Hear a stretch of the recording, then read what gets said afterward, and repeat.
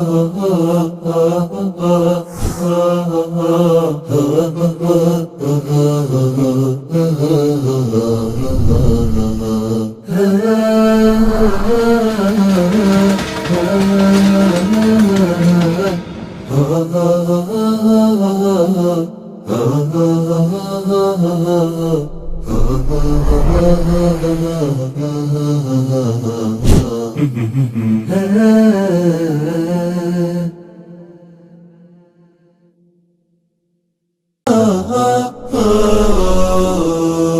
زلت في دفاتري قصيدة،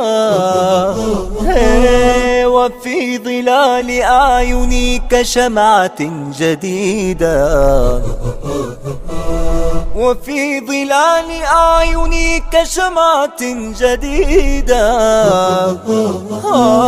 ما زلت مثل وردة الربيع وحيدة. إريتريا يا جارة البحر ويا منارة الجنوب، إريتريا يا درة البحر ويا منارة الجنوب. بسم الله الرحمن الرحيم. الحمد لله رب العالمين، والصلاة والسلام الأتمان الأكمال على نبينا محمد وعلى آله وصحبه أجمعين. مشاهدي الأكارم، أهلا وسهلا ومرحبا بكم في حلقة جديدة من برنامجكم قضايا إريتريا. أسأل الله تبارك وتعالى أن يوفقنا وإياكم لحسن القول والعمل. هذه الحلقة بعنوان المغتربون ومشاكلهم، أو المغتربون ومشاكلهم الذين خرجوا من ديار إريتريا إلى بلدان مختلفة، سواء كان في الغرب أو في الشرق أو في البلدان العربية. سنتحدث نحن وإياكم حول هذه الهجرة التي هاجر إليها كثير من الإريتريين. باسمكم جميعا أرحب بضيفي الدائم الدكتور حسن سلمان، الباحث في القرن الأفريقي والموجه الفاضل جزاه الله خيرا، دائما يستجيب لدعواتنا ويستجيب لحضور هذه المجالس الطيبة.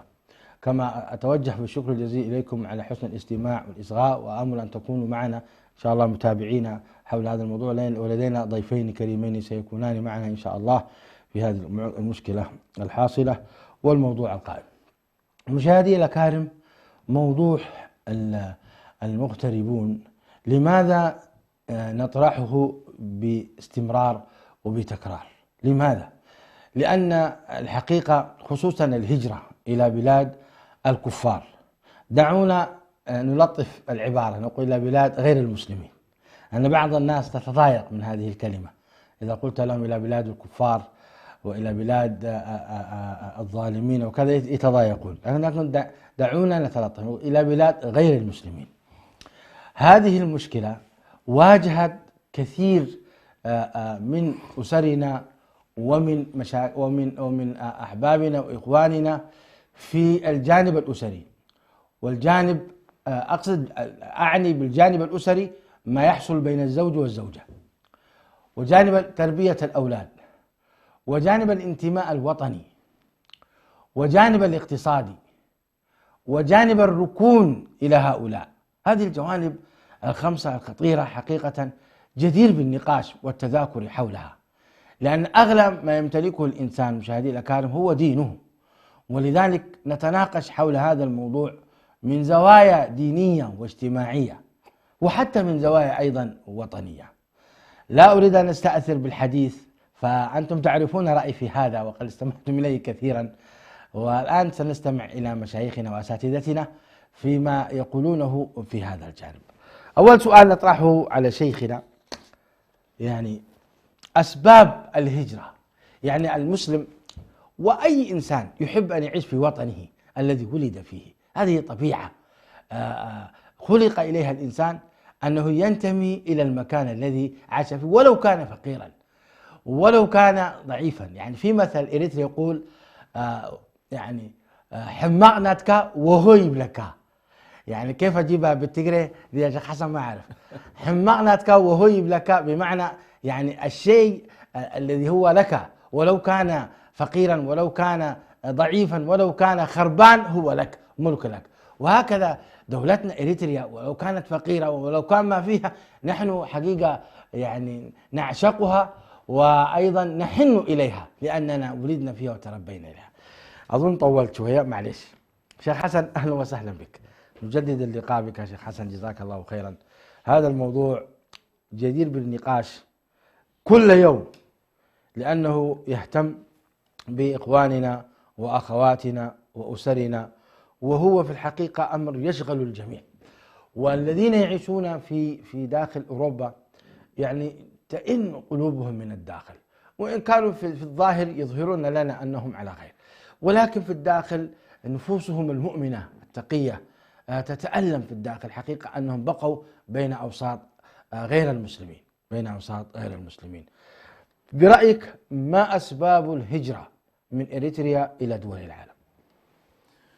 الحمد لله رب العالمين، والصلاة والسلام على رسول الله الأمين وعلى آله وصحبه أجمعين. أما بعد، أولا تحية لك ولمشاهديك، ونسأل الله سبحانه وتعالى أن يعيننا أن نقدم ما يفيد في هذه الحلقة المباركة. موضوع الغربة والاغتراب هو صراحة من أكبر المواضيع التي تشغل عموما الآن البشرية، التي تفاوتت عموما في مستوياتها المعيشية ما بين شمال غنى مطغي وما بين جنوب فقير فقرا منسيا. هذه الحالة عموما لحكمة يعلمها الله سبحانه وتعالى، هكذا هي الحالة. لكن أنا يمكن استخدمت لفظة الغربة والاغتراب، وأحاول أن أفرق بين الأمرين. الغربة هي محاولة أو مفارقة الإنسان لدياره لأسباب كما تفضلت سنأتي إليها، وهو أن الإنسان يفارق أرضه. الاغتراب هي حالة مفارقة المكان الذي أنت فيه وجدانيا ونفسيا وعقليا وروحيا، بالرغم من أنك تقطن فيه. عجبا.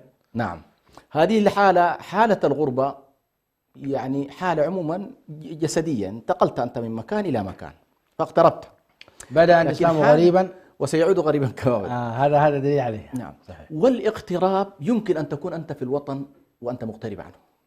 هذه أخطر ما تواجه للأسف الشديد، وهي عندما تكون الأوطان طاردة فمن بداخله يتمنى الخروج منه.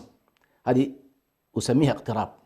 لكن مشكلة هذا الإنسان المغترب الذي أيضا خرج من دياره نتيجة حالة الاغتراب الداخلي وذهب إلى الخارج، يعيش اغترابا آخر، وهو أنه لما يذهب إلى بلد آخر يبدأ أيضا يشعر بأن المكان الذي انتقل إليه هو مكان ليس مناسبا له، لا وجدانيا ولا نفسيا ولا عقليا ولا روحيا، فهو أيضا يعيش مرحلة أخرى.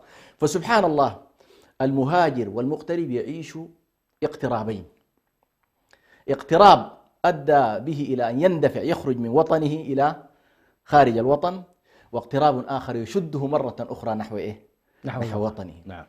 العوامل حقيقة كثيرة. أيوة، العوامل التي تؤدي إلى موضوع الاغتراب. نختصرها اختصارا لأن سندخل في مناقشات. أحسنت. العامل الأول حتى نرتبها ترتيبا على الأقل شرعيا. العامل الأول وهو أن الإنسان مثلا يكون عنده مشكلة في إطار دينه وسلامة دينه، فيكون الأرض التي هو فيها ليست أرضا يستطيع أن يعبد الله فيها، فهذه تعتبر على هجرة دينية، وهو كما هاجر الصحابة رضوان الله عليهم من مكة إلى المدينة ومن مكة إلى الحبشة. هذه كانت هجرة دينية. الأصل فيها البحث عن أمن، يعني هو يبحث عن الأمن بكل معناه بمعنى، لكن أهم ما فيه الأمن الديني. هذه هجرة واعتبرها من أهم الهجرات، وهي التي يكون الإنسان فيها عموما مأجورا عند الله سبحانه وتعالى، لأنه فارق أرضه ودياره. ولا تنسى أن مفارقة الأرض من أصعب الأشياء، حتى قرنها القرآن الكريم بقوله: ولو أنا كتبنا عليهم أن اقتلوا أنفسكم أو اخرجوا من دياركم ما فعلوا. ربطها الله بهذا الموضوع، ربط القتل النقطة الثانية العامل الاقتصادي. طيب، هذه دقيقة عامل الخروج من الدين، هل هذا موجود في إريتريا؟ هل نحن خرجنا من إريتريا لأن هناك ديننا ضعيف؟ على كل، أنا أتوقع في نسبة من الناس قد يخرجون لأنهم يشعرون بأن الحالة الدينية غير مريحة، وخاصة فيما يتعلق بالتجنيد الإجباري للفتيات. بعض الناس يشعر بأنه والله لا يستطيع أن يربي بنته ويحافظ عليها وكذا ما دام هنالك فكرة التجنيد، فإما أن يزوجها بشكل مبكر نعم. بشكل، وإما أن يخرجها. فهذا أنا عموما أدخله في هذا الجانب. بل يحصل أحيانا التجويز السوري، التجويز هذا موجود. هذه قضية يجب أن نناقشها. نعم صحيح. هذه واحدة. العامل الثاني وقد نشترك فيه مع آخرين وهو العامل الاقتصادي، وهو أن الناس يبحثون دائما، هكذا الحياة، يبحث الإنسان عن تحسين ظروفه وتحسين وضعه الاقتصادي. فإذا كان والله كما قال النبي صلى الله عليه وسلم: لو كان لابن آدم واديان من ذهب لتمنى أن يكون له، فالرغبات لا تنتهي والتطلعات لا تنتهي. طيب الأمني، الجانب الأمني وهو شعور الإنسان بأن وضعه في داخل المكان الذي هو فيه غير آمن، مهدد في نفسه، مهدد في أسرته، مهدد في أولاده، مهدد. هذا الجانب على كل للأسف الشديد أيضا موجود. هذا الجانب أيضا موجود. فالناس يبحثوا عن الأمن والطمأنينة، وهنا يجدونها في أحيان للأسف الشديد كما تفضلت في بلاد غير المسلمين. فيشعر بأن والله هذه المنطقة التي يذهب إليها. في نوع ثالث أيضا من أنواع الهجرة، وهو الهجرة في طلب العلم. يخرج الإنسان من بلده، وهذه طبعا نسبة محدودة الذين يخرجون ربما لطلب العلم، وخاصة إذا كان العلم الشرعي. في السابق مثلا في الأربعينات والخمسينات كان سبحان الله الإريتريون يهاجرون إلى مصر وإلى السودان وإلى الخليج وإلى اليمن بحثا عن طلب العلم.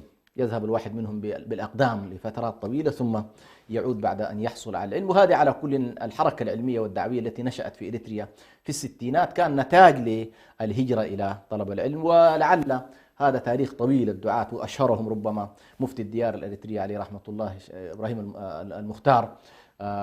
يعني كان من الشخصيات التي هاجرت إلى مصر وتعلمت في مصر وعادت على. فهذه على كل بعض الأسباب اللي ممكن نحن نقول والله تجعل الإنسان يهاجر من وطنه. أسباب دينية، أسباب أيضا سياسية أمنية، أسباب اقتصادية، أسباب علمية ومعرفية. جزاك الله خير شيخ حسن على هذا البيان. طيب لو جئنا الآن نتحدث عن إحصائيات الذين هاجروا واغتربوا من إريتريا، كم عددهم؟ على كل لو جئنا الإحصاءات الموجودة الآن منشورة من 2014 مثلا نسبة الشعب الإريتري يعني تجاوزت 6 مليون، ونعرف عمليا بأن في من هو في داخل إريتريا لا يتجاوز 3 مليون تقريبا. فأنت أمام على الأقل 3 مليون شخص خارج الوطن. الله. يعني 50% من الشعب الإريتري خارج وطنه، وهذه نسبة كبيرة. يعني يكاد لما أنت والله وطن يكون 50% من شعبه وسكانه خارج الأرض، بغض النظر ما هي الدوافع، هذه إشكالية كبيرة بغض النظر. يعني حتى لو افترضنا أن هنالك دوافع، يعني يمكن أن شعب من الشعوب يكون والله فيه 60 مليون، عنده 10 مليون خارج الأرض، عنده 15، مش لكن أن يكون 50% من السكان لا يعودون. جزء من هؤلاء طبعا عندك الكتلة المهاجرة بالذات من الستينات والسبعينات في مخيمات اللاجئين في أي نعم، هذا الذي كنت أريد أن أسألك فيها. هؤلاء 3 ملايين معظمهم لو وزعناهم على دول العالم أين نجد معظمهم؟ أكبر كتلة في السودان، مخيمات لا يقلون عن 1,000,000 شخص في مخيمات اللاجئين. عن 1,000,000 شخص. أي نعم. نعم. أضف إلى ذلك الكتلة الثانية تتواجد في الخليج. أي نعم. الكتلة الثالثة عموما أو الثالثة تتوزع ما بين اليمن وإثيوبيا. اليمن. أيوة نعم. الكتلة الرابعة على كل بغض النظر هنا النسبة والتناسب بين الثالثة والرابعة اللي هو أوروبا وأمريكا. نعم. وأستراليا. يعني هذه تقريبا عمليات التوزيع اللي موجودة الآن للمهاجرين كجاليات على الأقل موجودين، سواء كانوا لاجئين في مخيمات أو تم تكييف وضعهم في مناطق أخرى. فجزء كبير مثلا من الشعب الموجود في استراليا، الجالية الموجودة في استراليا مثلا تحركت من السودان أو ذهبت من السودان سواء من مخيمات اللاجئين أو غير ذلك. فهذا كلها محسوبة في النهاية على الكتلة البشرية اللي هي خارج أرض الوطن.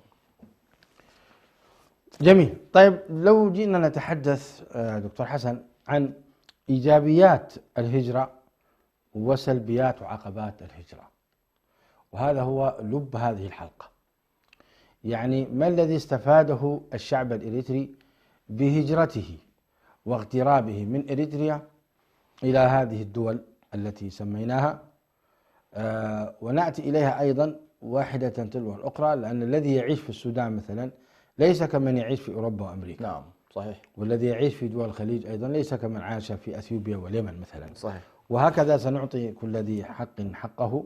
نتكلم، دعنا نبدأ شيخ حسن بالإيجابيات حتى يعني نثبتها وننميها، وننتقل بعدها إلى السلبيات. فما هي إيجابيات الهجرة؟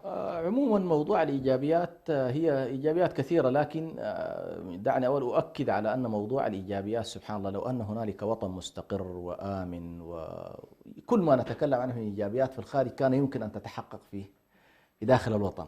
يعني لو أن هنالك استقرار، ما في احتلال، ما في حروب، ما في كثير من القضايا اللي نتكلم عنها كإيجابيات يمكن أن تكون لأي شعب داخل أرضه. فمثلا عملية التعليم والتوسع في التعليم، حصلت طبعا نسبة كبيرة جدا من التعليم بفضل الله سبحانه وتعالى، ثم بهذه الهجرات، وخاصة مرحلة الثورة الأريترية اللي كانت شهدت عملية المنح الدراسية والذهاب إلى البلدان العربية.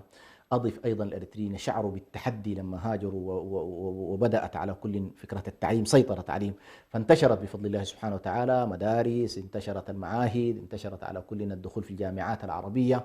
فإذا جئت إلى مقياس على الأقل ما بين حالة فترة ما قبل الستينات وفترة ما بعد، ستلاحظ بأن هنالك نسبة كبيرة جدا الحمد لله في عملية التعليم والارتقاء التعليمي. وهذا اليوم يعني لو أجرينا بعض الإحصاءات ستلاحظ بأنه فعلا بفضل الله سبحانه وتعالى هنالك عدد كبير جدا من الناس ذهبوا من فترة من فترات كان فقط مثلا الناس تنال البكالوريوس. اليوم الحمد لله دخلنا في ما فوق ذلك، دخلنا في المرحلة ما فوق الجامعية، فهنالك حملة الماجستير، هنالك حملة الدكتوراه، وبنسبة كبيرة جدا ومعتبرة. وهذا بلا شك يحسب لأن الناس فعلا تواجدت في الخارج وصارت تواجهها تحديات في البلدان التي أنت فيها. إذا ما ارتقيت في الأداء التعليمي لا تستطيع أن تعيش في البيئة الجديدة التي أنت فيها. هذا جانب. الجانب الثاني، لا، الجانب التعليمي الآن عن أي دولة تتحدث؟ هل أنت تتحدث عن الذين هاجروا إلى السودان، أم الذين هاجروا إلى الخليج، أم الذين هاجروا إلى أوروبا؟ لأن لكل منطقة منها، مثلا الذين هاجروا إلى الخليج وأنا واحد منهم، فرص التعليم الجامعي قليلة جدا. الشعوب في دول الخليج تبكي جدا، شعب الإريتري أقصد، ويحزن لأنه لا يجد خريج الثانوي الدراسة في الجامعات بسهولة أبدا، يجد بصعوبة فائقة جدا. فالأولوية للتدريس لأهل البلد، ومن أراد أن يعلم أهله أبناءه فعليه أن يدفع المبالغ الباهظة جدا. وإذا تحدثت عن أوروبا وأمريكا، فالذين تخرجوا من الجامعات الكبرى وأصبح لدينا من الدكاترة والمهندسين، حينما أنت يعني تقوم بإحصائيات حول هذا الموضوع تجد أن العدد قليل جدا لا يكاد يذكر بل بالعشرات. فأنا أتوقع أنت تعني السودان فعلا السودان رقم واحد، وأيضا الخليج، مع أنه أنا أتفق معك في أنه والله في إشكالية في من ودي ظهرت مؤخرا، لكن في فترة من فترات مثلا إلى 91 كان الإريتريون يتمتعون بالفرص الجامعية بشكل كبير، خاصة المملكة العربية السعودية. تلاحظ بأنه كان مفتوحة أمامهم الدخول في الجامعات وعموما دول الخليج. لكن بعد ذلك حصل تراجع في منطقة الخليج. السودان ظل فعلا إلى اللحظة الأخيرة وتقريبا إلى 2018-2019 يعتبر المأوى الأكبر لموضوع الدراسات، لأنه فتحت الجامعات السودانية ووجدت فرص على كل كبيرة جدا. فالنسبة الأكبر لهذا العدد الذي نتكلم عنه كما تفضلت هو فعلا في السودان يعني. نعم جميل. طيب، لكن حتى في السعودية على الأقل إلى المستوى الثاني ينالونه، يعني ما أتصور في مشكلة إلى المرحلة الثانوية أبناء الإريتريين الجاليات الإريترية في منطقة الخليج ينالون على كل حظهم. لا، لو أنك أنت قارنت يا شيخنا بين عدد الخريجين من الثانويات وعدد الذين يعني توفرت لهم الفرص في الجامعات لا يكاد يذكر يا شيخ حسن. هي على كل نقارنها فقط بوضعنا في الداخل. انت تصور بلد ليست فيه جامعة، الله المستعان، اشكالية. لا، حتى الإريتريين نفسهم يعني إلى الآن لم يكونوا جامعة عريقة يعني تمثلهم حتى خارج إريتريا. نعم. حياكم الله الشيخ عبد العليم إدريس أبو هاجر، يا مرحبا. الصوت لا يوجد صوت يا كنترول، ما عندنا صوت. هو أو يكون قافل. لا تكون مغلق الميكروفون يا شيخ عبد العليم. نعود إليك، ضبط الميكروفون، نعود إليك شيخنا. طيب، هل هناك إيجابية أخرى شيخ حسن؟ التعليم أنت ذكرته، التعليم، ولكن حقيقة على كل هذه الجزئية تحتاج منا، أنا أتمنى أنه تفرد لها حلقة خاصة لموضوع التعليم، كيف يمكن أن نساهم نحن في عملية التعليم، كيف يمكن أن نعالج هذه الظاهرة، كيف نستفيد من التكنولوجيا الآن اللي دخلت على الخط. يعني قصة الجامعة في مكان واحد قد لا تكون هي الخيار الوحيد. فأنا أتوقع على كل هذا الجانب يحتاج فعلا من الخيرين، رجال المال، الدعوة، جميل. إخوة العلماء، جميل. كيف يستطيعوا مثلا أن يعالجوا هذه المشكلة. فعلا الآن عندنا قطاع يعني واسع الهجرة إلى حد ما أفادت في عملية التعليم. في عملية الجانب الثاني أيضا استطيع أن أقول أيضا أفادت في الجانب الاقتصادي.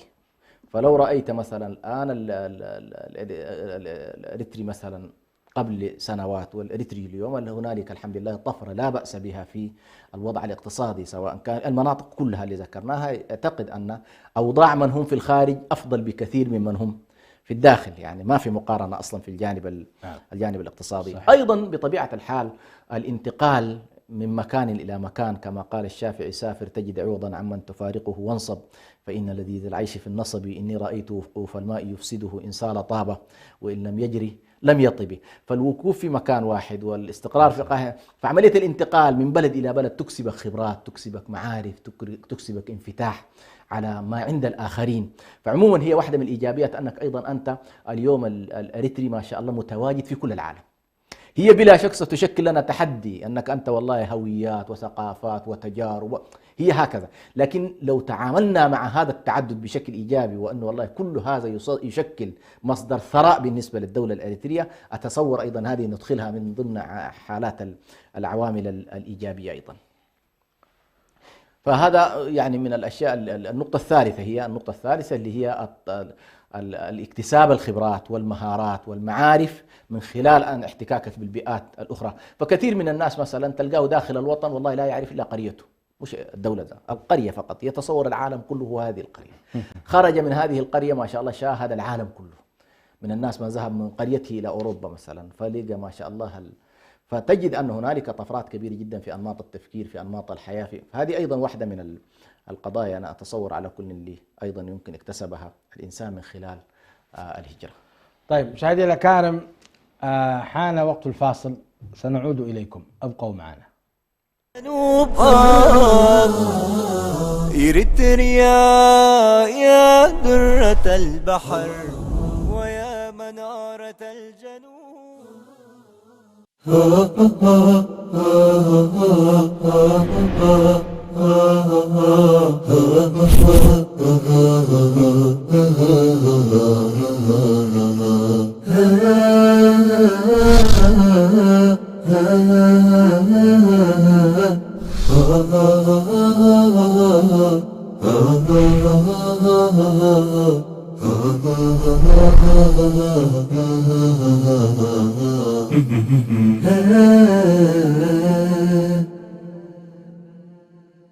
أبدأ بسم الله الرحمن وبالرحيم دائم الإحسان، فالحمد لله القديم الأول والآخر الباقي بلا تحول. أكرم بقوم أكرموا القرآن وهبوا له الأرواح والأبدان. وكما قال الشاعر: الحي حي من حياة لسانه، فإذا أبيد من اللسان أبيد.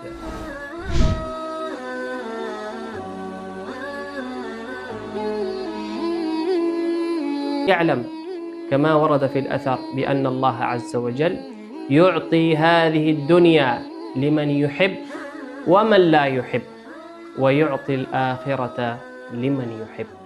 وقلنا أن حروف الإخفاء 15 حرفا مجموعة في قول الناظم: صف ذا ثنى كم جاد شخص قد سما، دم طيبا زد في تقى ضع ظالما.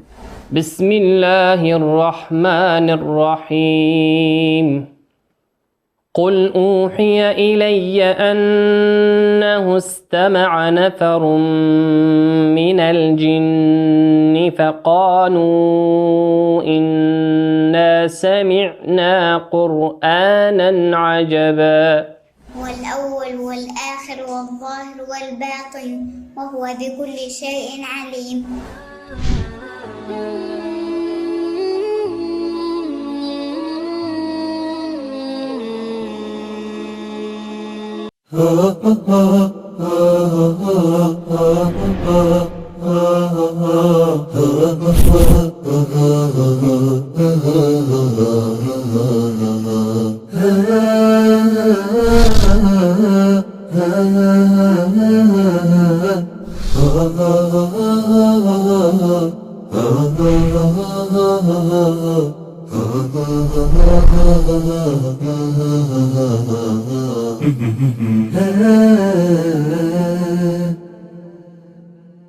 جنوب إريتريا يا درة البحر ويا منارة الجنوب. السلام عليكم ورحمة الله وبركاته مشاهدينا الأكارم، نحن نناقش معكم المغتربون ومشاكلهم مع ضيفي هذه الحلقة الدكتور حسن سلمان. شيخنا الكريم، كنا في الإيجابيات، هل بقي من الإيجابيات شيء لمن اغترب من خارج إريتريا؟ لمن اقترب يعني في شيء ممكن نعتبره أيضا من الأشياء الإيجابية الجميلة التي حصلت خلال الفترة الماضية. موضوع الهجرة ساعد في زيادة مستويات التدين والتعليم الديني والالتزام بالدين، خاصة لمن هاجر في المحيط القريب، المحيط الذي يشكل حالة عموما دينية معقولة مثل السودان، اليمن، السعودية، دول الخليج. فهؤلاء ستلاحظ بأن ما يمكن أن نسميه الآن من حافلة الحفاظ على الهوية الدينية والإسلامية، ستجد أن هؤلاء يشكلون ركيزة أساسية بالنسبة للمسلمين تحديدا، حيث هنالك الحمد لله حالة التدين أخذت منحا طيبا وكبيرا يعني. فدي على كل من الإيجابيات التي يمكن تضاف إلى. جميل. طيب دكتور حسن، سندخل الآن إلى السلبيات والعقبات والتحديات التي تواجه المغتربين خصوصا في بلاد غير المسلمين أو في البلدان الإسلامية التي يكثر فيها الفساد.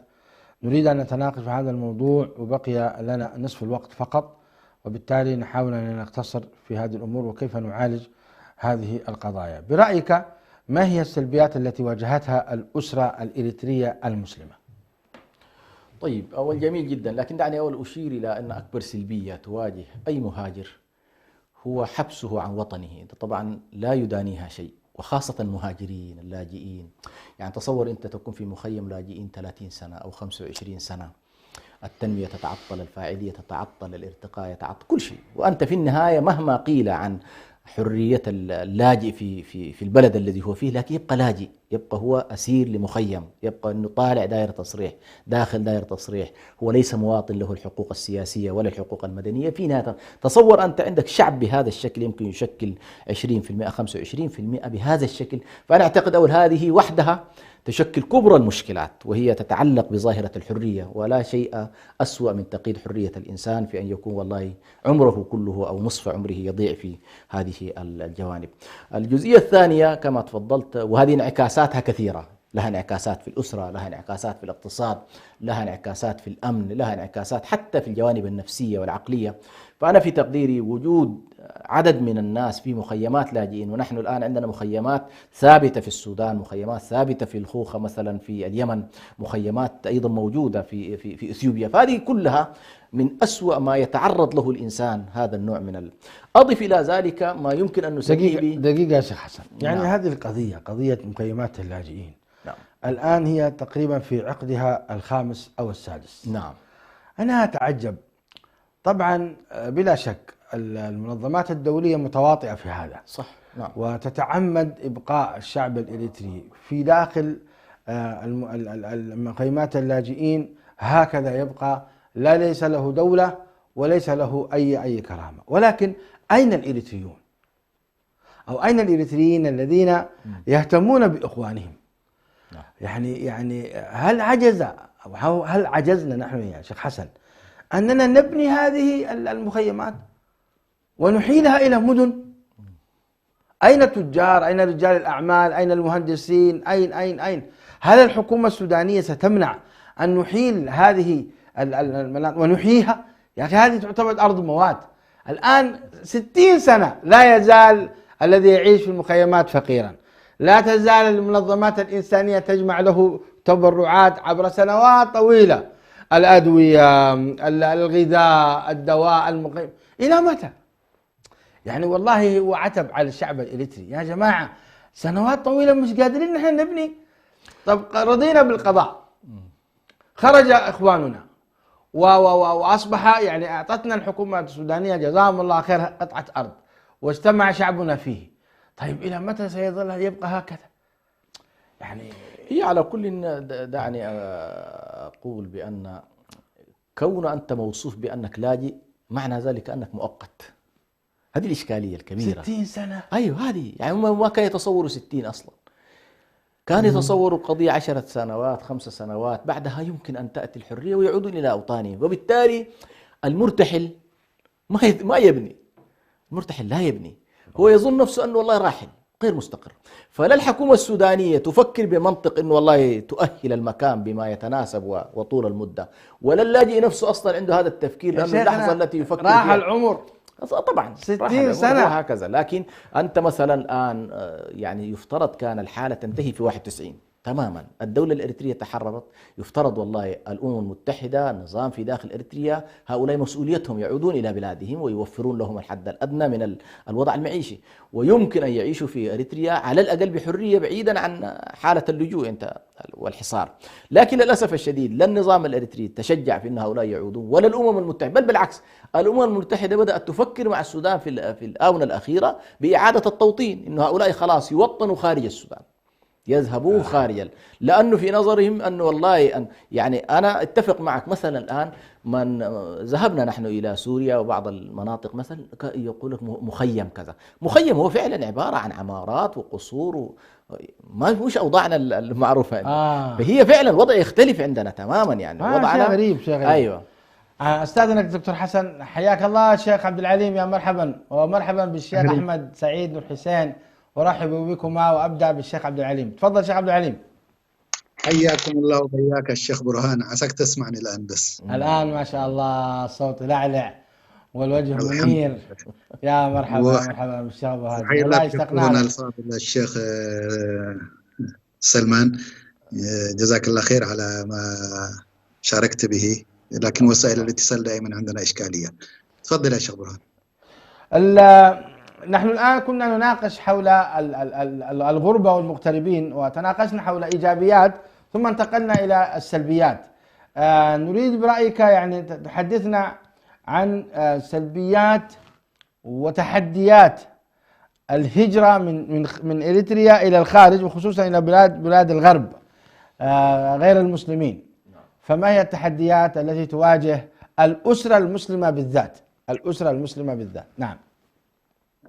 الحمد لله رب العالمين، والصلاة والسلام على أشرف المرسلين سيدنا محمد وعلى آله وصحبه أجمعين. التحديات بالنسبة للأسرة المسلمة طبعا غالبا تكون التحديات العقدية، الإيمان بالله أولا. الثبات بالنسبة لكبار سواء كانت المرأة الزوج أو الزوجة يحتاجوا إلى عوامل الثبات في هذه الغربة، لأنه فعلا غربة في الدين يعني. زائد على ذلك أهم التحديات هي إنشاء الجيل القادم، أي الذين ولدوا في هذه الديار. البيئة كلها غير بيئة إسلامية تماما، وإن كان في الآونة الأخيرة كثر المسلمون، ولكن ما زال في بدايته. بالنسبة مدارس إسلامية قد تكون لا تتوفر في كل مدن. طيب شيخ عبد العليم أحسن، يعني الجانب الإيماني مهم جدا للأسرة. هل هناك من والعياذ بالله ارتد عن دينه من الشعب الإريتري، أو من ألحد، أو من نسأل الله العافية والسلامة ترك الصلاة مثلا؟ هذه الطوامر الكبيرة. هل الغربة والهجرة إلى بلاد الغرب ابتلي بهذا الشعب الإريتري برأيك؟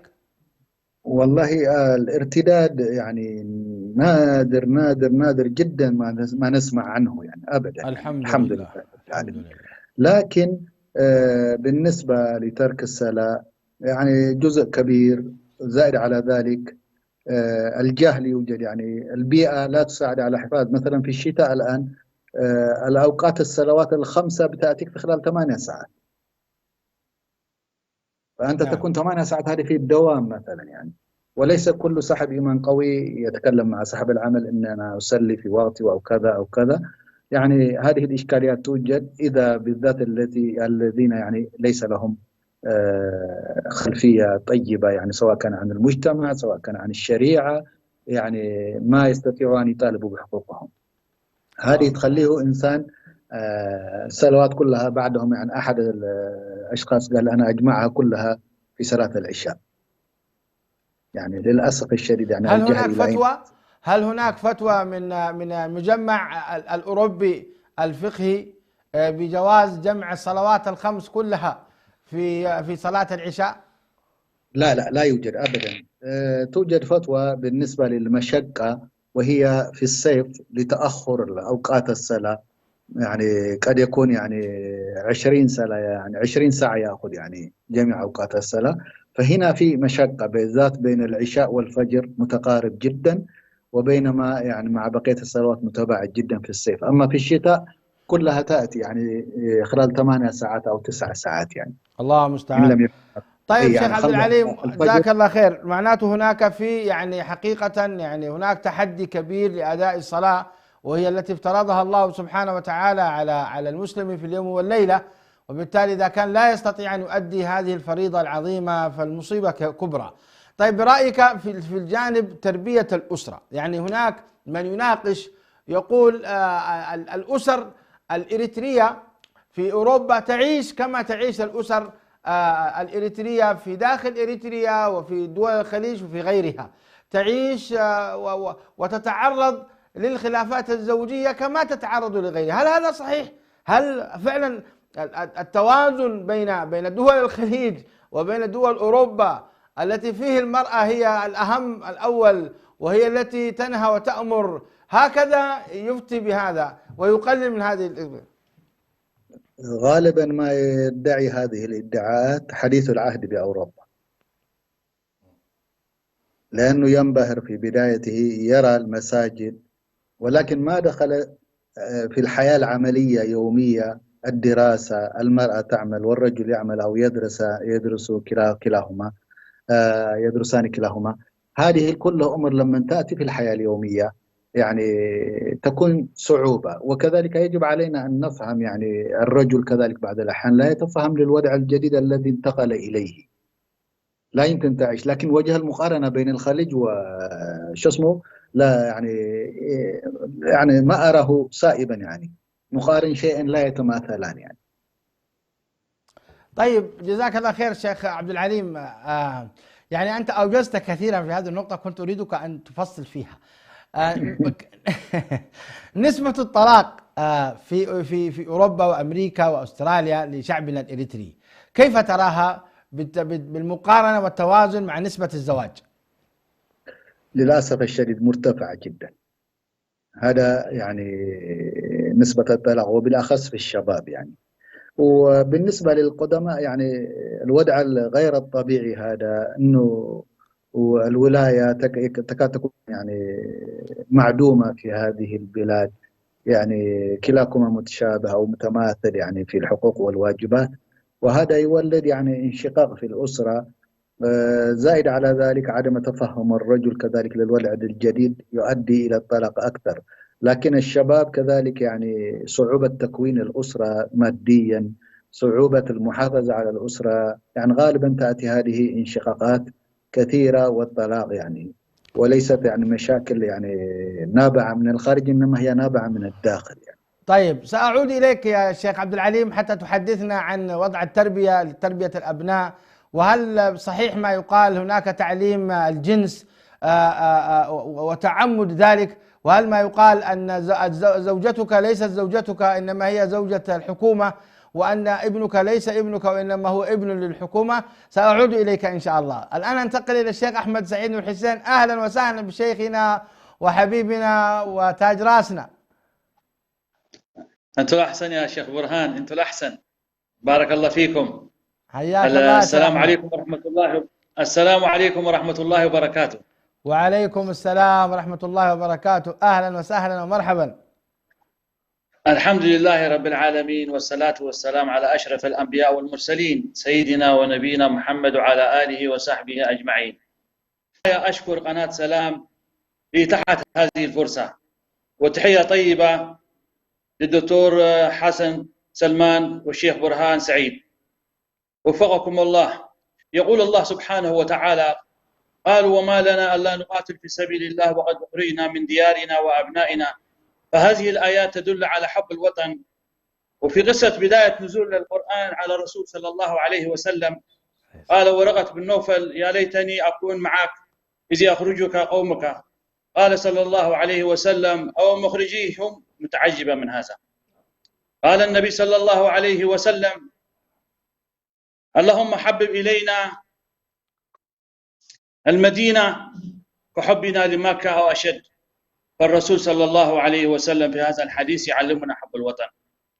الخروج من الديار من الأوطان ليس سهلا، وحب الوطن فطرة في الإنسان، فكل إنسان يحب وطنه. ونحن خرجنا من بلادنا بسبب الحروب، عشنا في فترة طويلة في الغربة في السعودية ولله الحمد والشكر، فنحن عايشين برغد العيش، غيرنا ربما يكون عايش في صعوبة.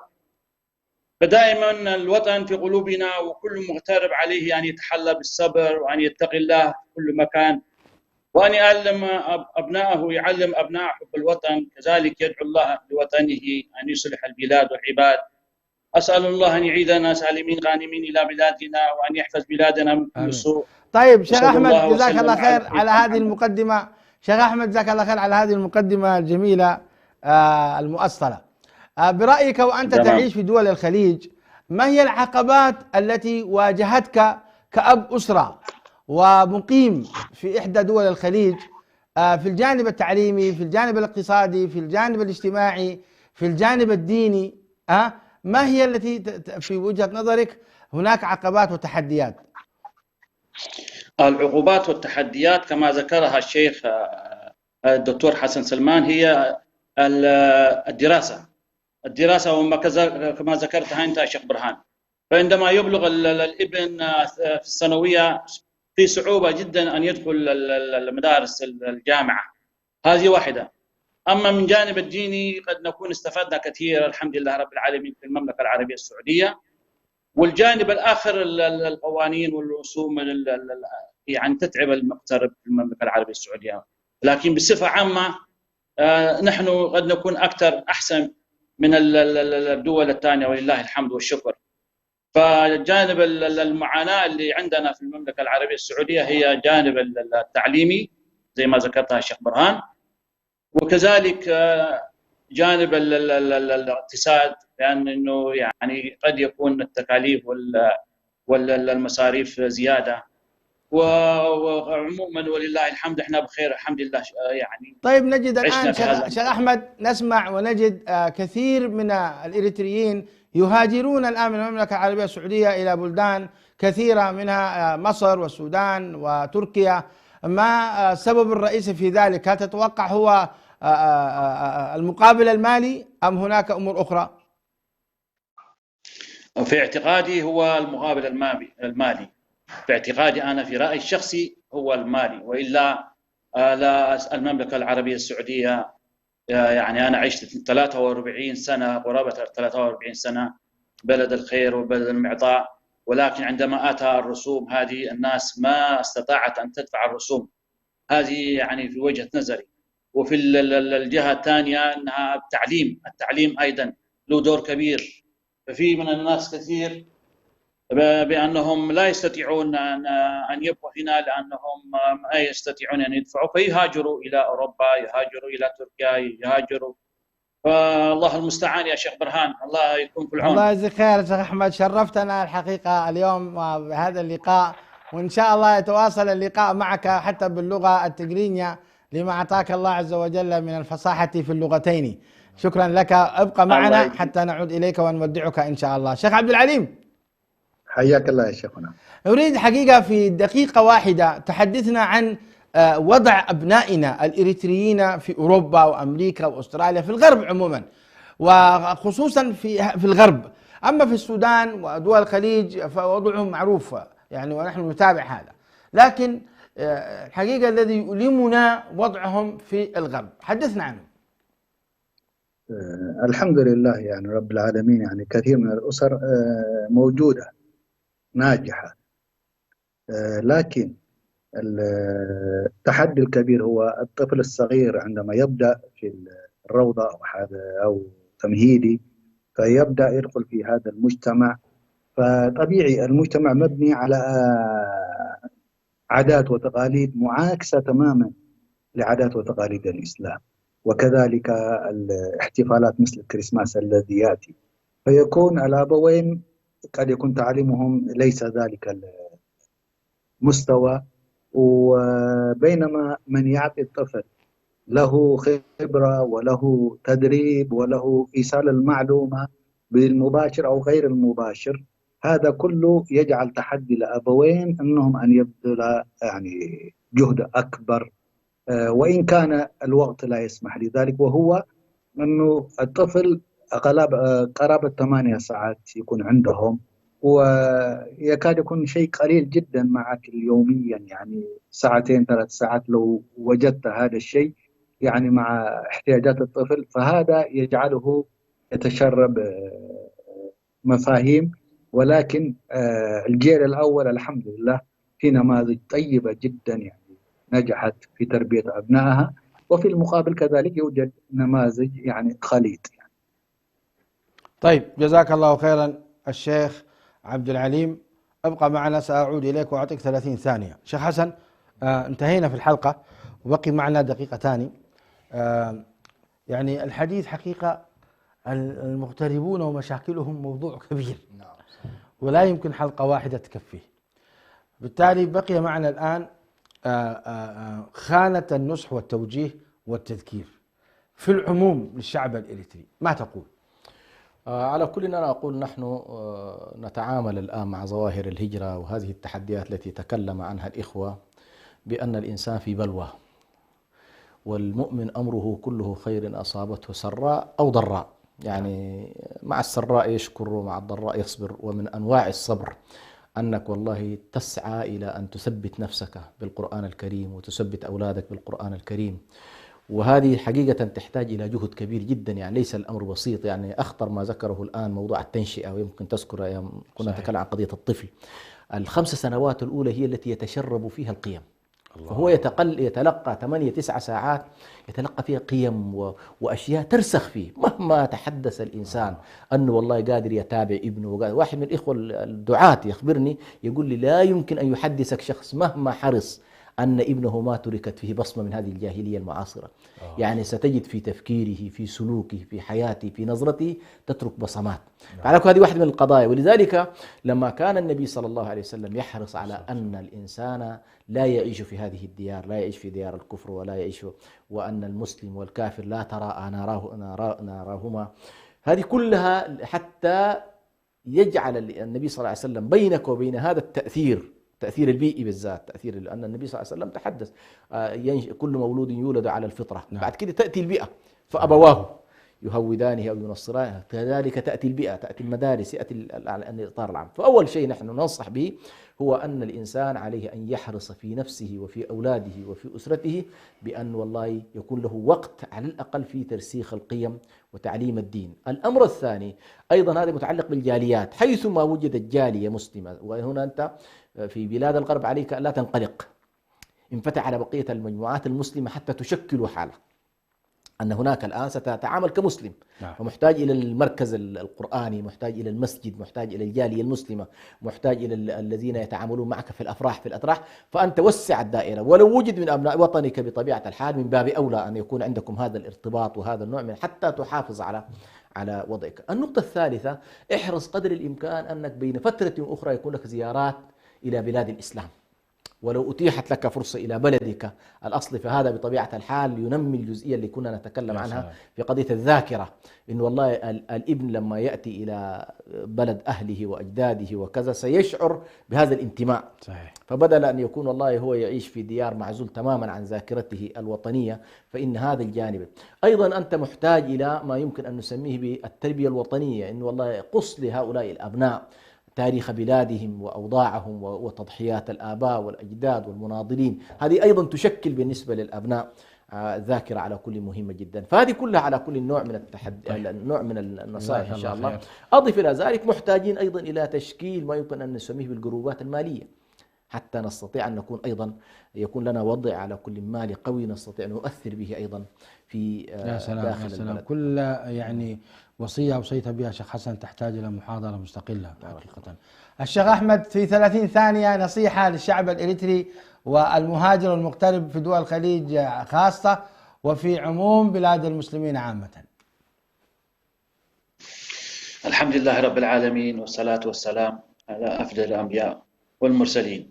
أوصي ونفسي وكل مواطن إريتري في جميع أنحاء العالم وفي السعودية أن يتقوا الله، أن يعملوا نصب عينيهم كيف يتقون الله، ومن يتقي الله يجعل له مخرجا ويرزقه من حيث لا يستطيع. فنحن إذا اتقينا الله عشنا سعداء في هذه الدنيا. فأوصي ونفسي كل مواطن إريتري أن يتقي الله في نفسه وفي أهله وفي كل من حوله، ومن يتقي الله يجعل له مخرجا ويرزقه من حيث لا يحتسب.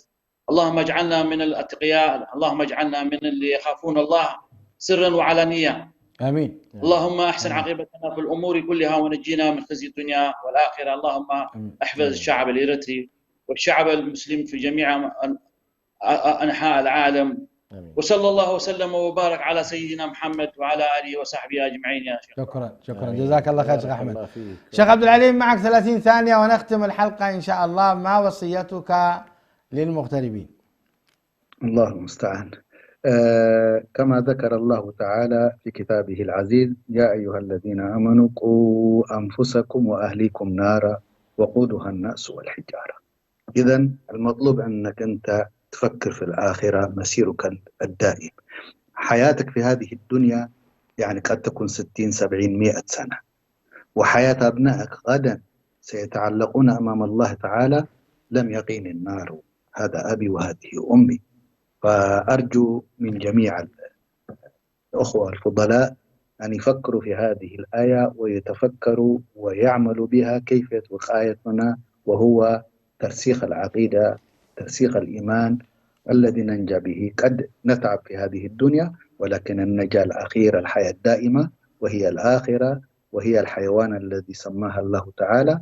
فبالتالي علينا أن نتقي الله كما ذكر أخونا أحمد جزاه الله خير، وكذلك الدكتور سلمان، أن نحاول نرسخ العقيدة التي ينجو بها في يوم القيامة. مشاهدي الأكارم، باسمكم جميعا أكرر شكري وتقديري للدكتور حسن سلمان، والشكر موصول للشيخ أحمد سعيد من خارج الاستوديو، وكذلك الشيخ عبد العليم إدريس أبو هاجر. والشكر موصول لكم مشاهدي الأكارم على حسن متابعتكم. أسأل الله تعالى أن يتجدد اللقاء بكم وأنتم على خير. هذا أخوكم برهان سعيد يحييكم، والسلام عليكم ورحمة الله وبركاته. عليكم السلام. إريتريا يا جارة البحر ويا منارة الجنوب، إريتريا يا درة البحر ويا منارة الجنوب. من أجل